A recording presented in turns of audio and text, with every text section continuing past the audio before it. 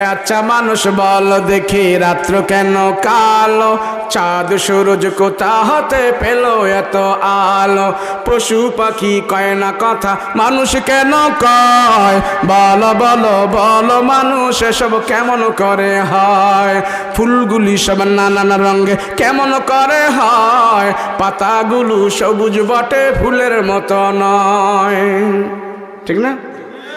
দুধ কেন হয় সাদা, মরিচ কেন ঝাল, আমগুলি পাকলে আবার কেমনে তা হয় লাল, আমরা মানুষ বাস করি পাই এই দুনিয়ার রঙে, হাতের রেখায় আর চেহারা মিলে না কারো সঙ্গে, আর মিলে না কথার ধরন আঙ্গুলের টিপ, আল্লাহ আছে একজন এবার প্রমাণ হলো ঠিক।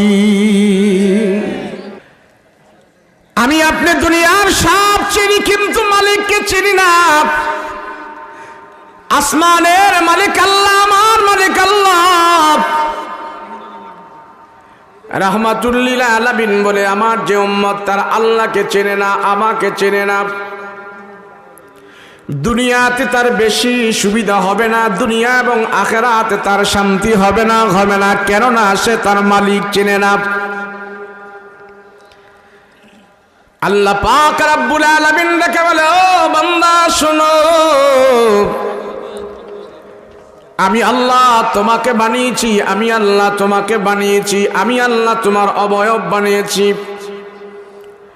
আমি আল্লাহ তোমাকে এমন সুন্দর করে বানায়া ঘোষণা করেতেছি, তামাম পৃথিবীর বুকে আমি আল্লাহ যত মাখলুকাত বানাইলাম সব কিছু বানাইলাম বান্দা তোমাদের জন্য, আর আমি আল্লাহ তোমাদেরকে বানাইলাম আমার ইবাদতের জন্য, সব তোমার জন্য আর তুমি হলে আমার জন্য।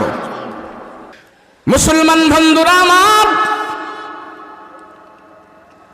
আল্লাহ পাক রব্বুল আলামিন ডেকে বলে, ও দুনিয়ার মানুষেরা শোনো, আমি আল্লাহ সব কিছু আমি আল্লাহ তোমাদের জন্য বানাইলাম, আর তোমাদেরকে আমার জন্য বানাইলাম। আর দুনিয়া খুলিকাত লাকুম ওয়া আনতুম খুলিকতুম লিল আখিরাহ। আল্লাহ পাক ডেকে বলে, বান্দারা আমি আল্লাহ তোমাদেরকে কেমন করে বানিয়েছি জানো নি?